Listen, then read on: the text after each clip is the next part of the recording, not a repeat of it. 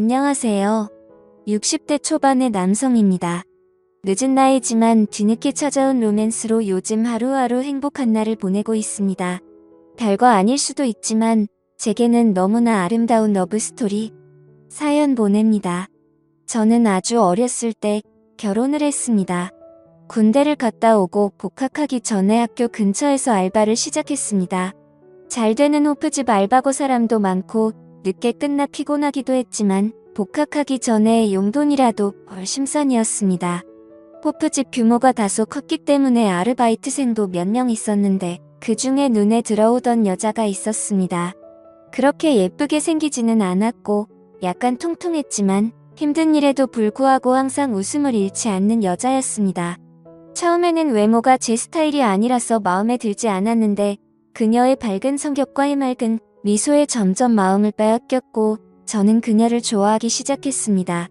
처음에는 그냥 아르바이트 동료로 대화도 몇 마디 나누고 다른 동료들과 술자리에서 티 안 나게 그녀를 챙겨주면서 제 마음을 표현했습니다. 그러다 복학할 때가 되어 아르바이트를 그만두기 며칠 전 그녀에게 고백을 했고 그녀와 사귀게 되었습니다. 그녀와 사귀기 시작하자 그녀는 자신의 사정을 이야기했습니다. 아버지는 어렸을 때 돌아가시고 어머니랑 둘이 살았었는데 1년 전쯤에 암으로 하늘나라에 가셨다고 합니다. 어머니가 살아계셨을 때는 그래도 어머니가 대학교 등록금을 보태주셔서 아르바이트하며 용돈을 마련했는데 어머니가 돌아가시니 학교를 다닐 형편이 안 돼서 휴학 중이라고 하네요. 호프집 아르바이트를 해서 월세 내고 생활비하면 남는 게 얼마 없지만 그래도 학교를 다니고 싶어서 차곡차곡 모으고 있다고 했습니다. 저희 집이 그렇게 잘 사는 건 아니지만 그래도 저는 부모님께서 학비와 용돈을 다 보태주시고 학교 근처에 자그마한 전세방까지 구해주셨는데 저랑 2살밖에 차이 안 나는 그녀의 사연이 너무나 가슴 아팠습니다. 저는 그녀의 월세라도 아끼고자 살림을 합치자고 제안했고 처음엔 거절하던 그녀도 몇 번의 제안에 결국 수락하고 동거를 시작했습니다. 동거를 하고 나자 그녀가 훨씬 더 좋아지기 시작했습니다. 그녀는 낮에는 식당에서 밤에는 호프집에서 힘든 아르바이트를 했지만 자기보다는 저를 먼저 생각해 주었습니다. 제가 공부하느라 힘들다며 바쁜 와중에도 맛있는 요리도 해주고 깔끔한 성격이라 정리정돈도 잘해서 집안은 늘 깨끗했습니다. 20대의 열정적인 남녀인지라 서로 쉬도 때도 없이 만나서 데이트를 즐겼습니다. 저는 군대 가기 전에 몇 번의 연애를 한 경험이 있었는데 그녀는 제가 처음 만난 연애 상대였습니다. 그렇게 몇 달을 행복한 시간을 보내다 우리에게 시련이 왔습니다. 어느 날 혼자서 끙끙 앓던 그녀는 울면서 저에게 임신인 것 같다며 고민을 털어놨고 테스트기를 사서 확인한 결과 임신이었습니다.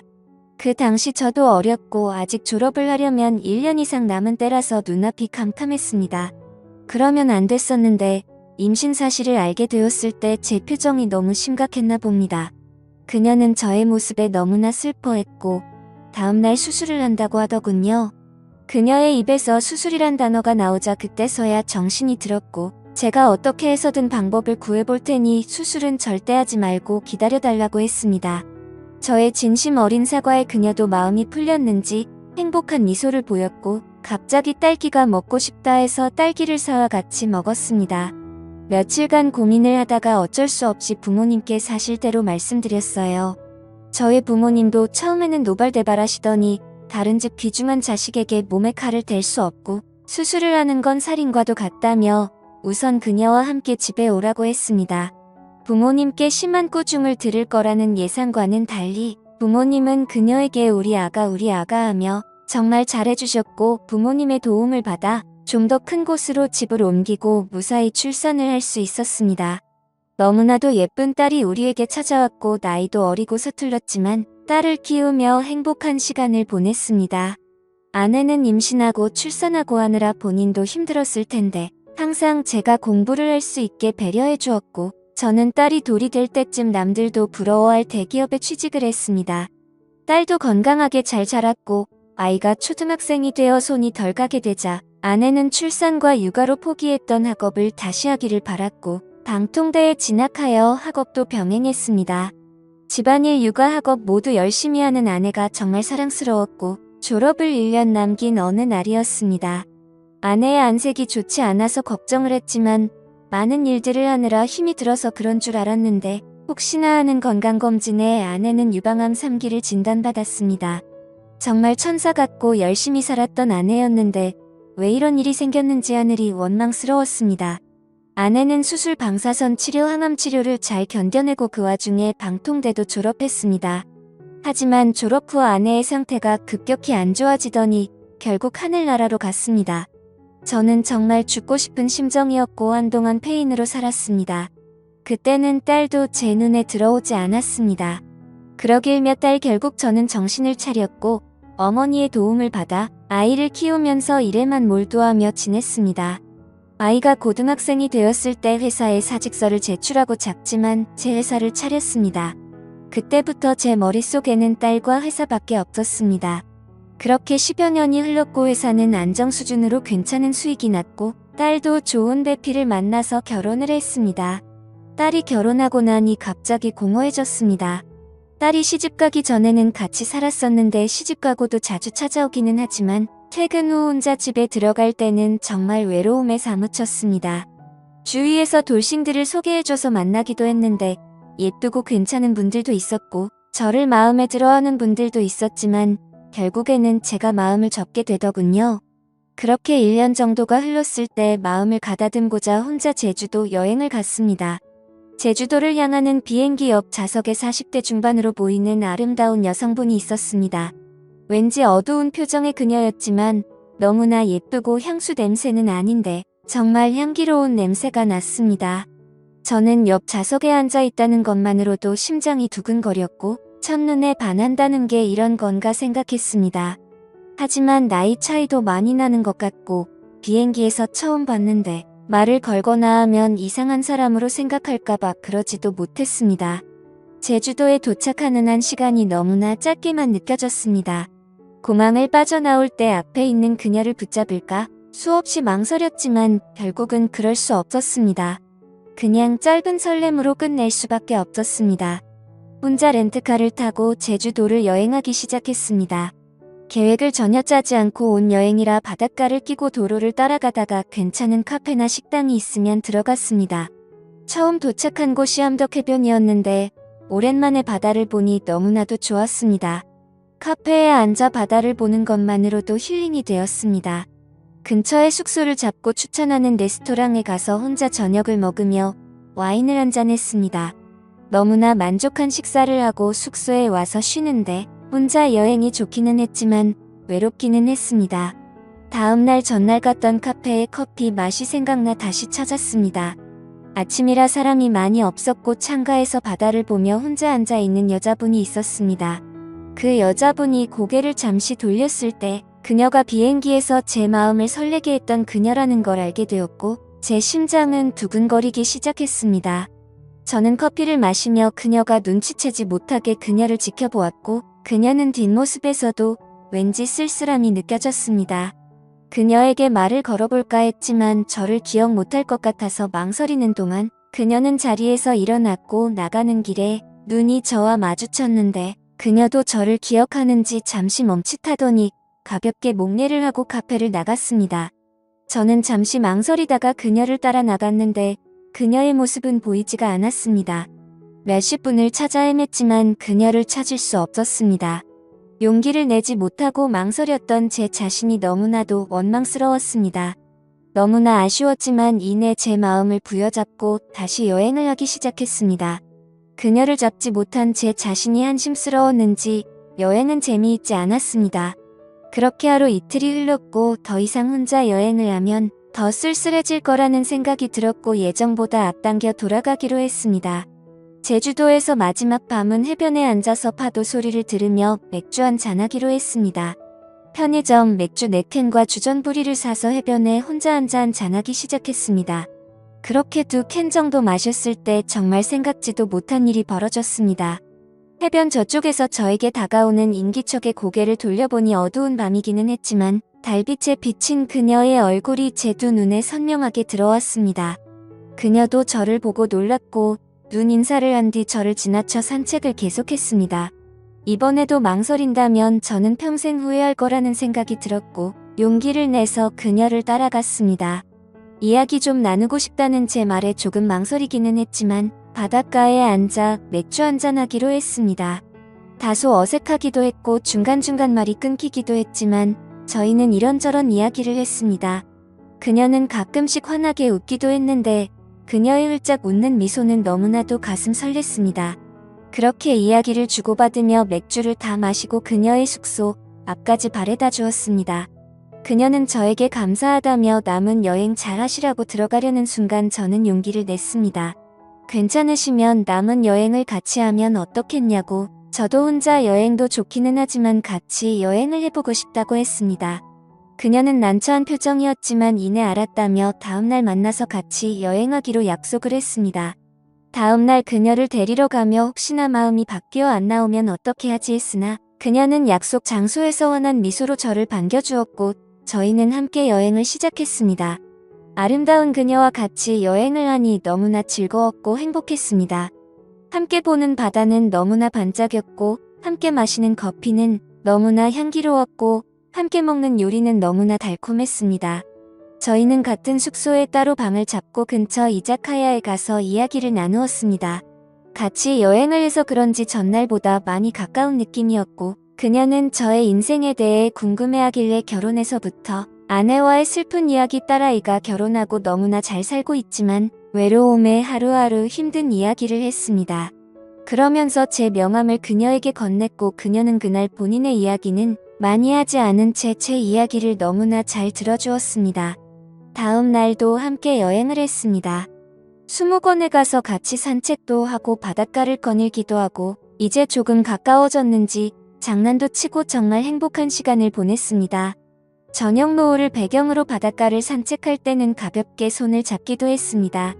숙소를 잡고 숙소 앞 분위기 좋은 와인바에 가서 와인을 마시며 대화를 했습니다.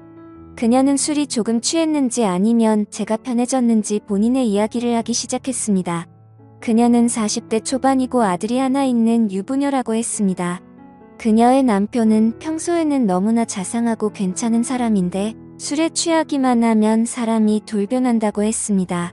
처음에는 물건을 던지거나 가구를 망가뜨리는 선이었는데 몇 년 전부터 심해지더니 자신을 때리기도 하고 최근에는 아들한테까지 손을 대기 시작했대요. 몇 번이나 이혼을 하려고 했지만 그때마다 다시는 안 그러겠다고 무릎까지 꿇고 울고불고 매달리는 남편을 참아내치기가 힘들었대요. 저런 아빠라도 아들에게 아빠가 있어야 한다고 생각해서 그동안 참고 살았대요. 그러다 몇 달 전 남편이 아들에게까지 손찌검을 했고 아들은 그 트라우마로 한동안 힘들어했대요. 지금은 아들도 많이 괜찮아졌지만 아빠를 너무나 무서워하고 있다고 하네요.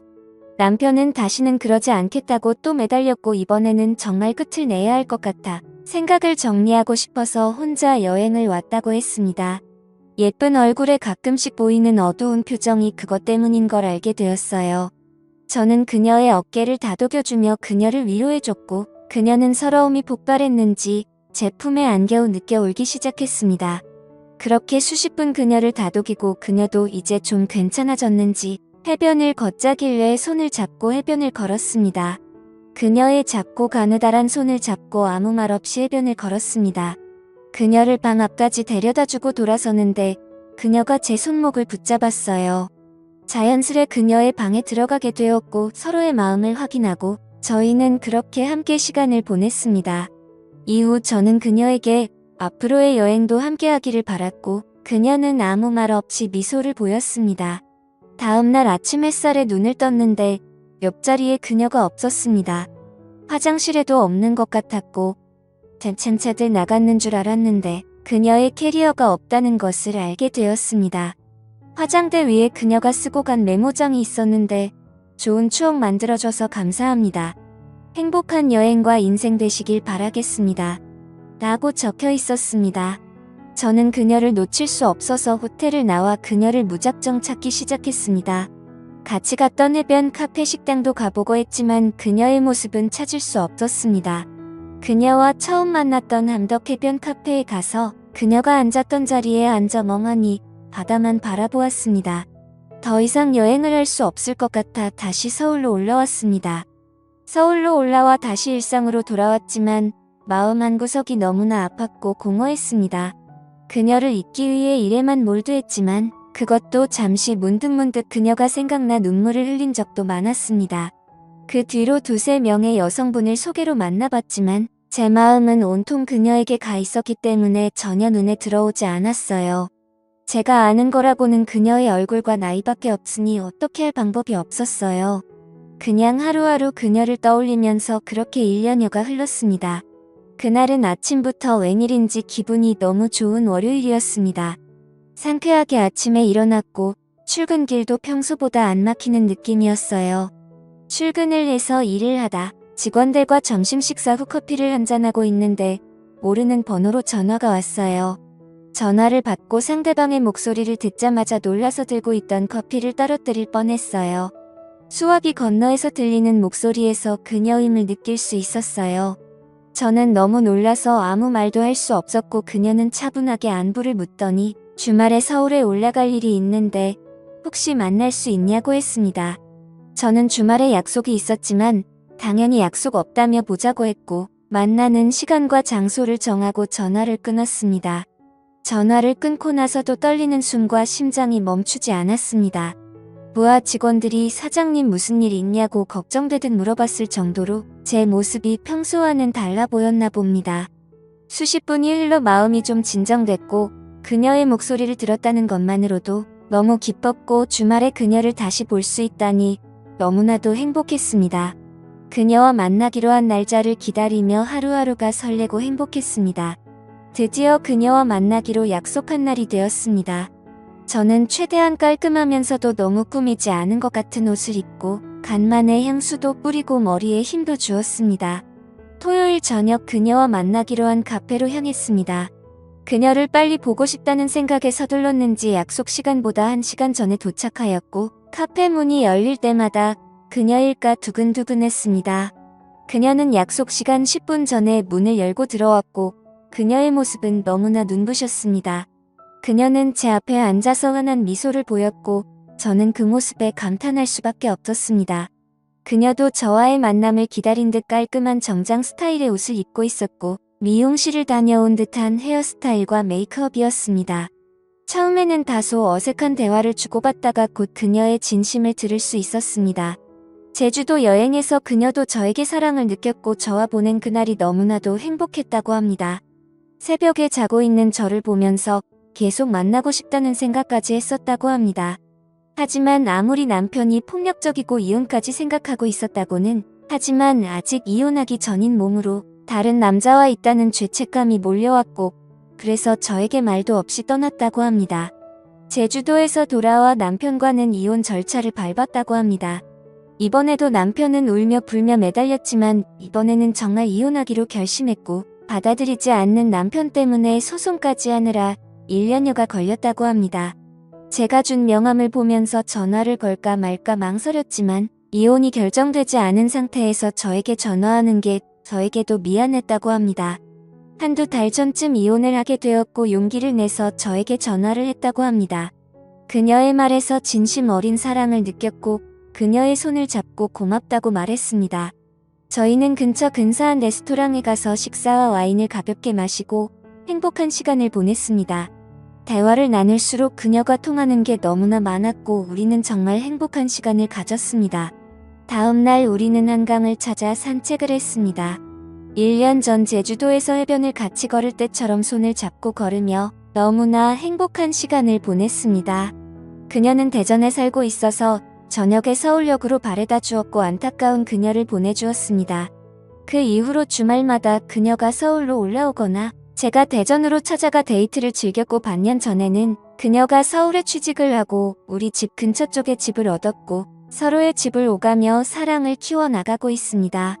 저도 그렇고 그녀도 그렇고 서로의 자녀를 생각해서 재혼은 생각하고 있지 않지만 서로를 사랑하는 마음은 진심인 걸 알기에 결혼하지 않고도 이렇게 노년을 함께 보낼 수 있을 거라 확신하고 있습니다.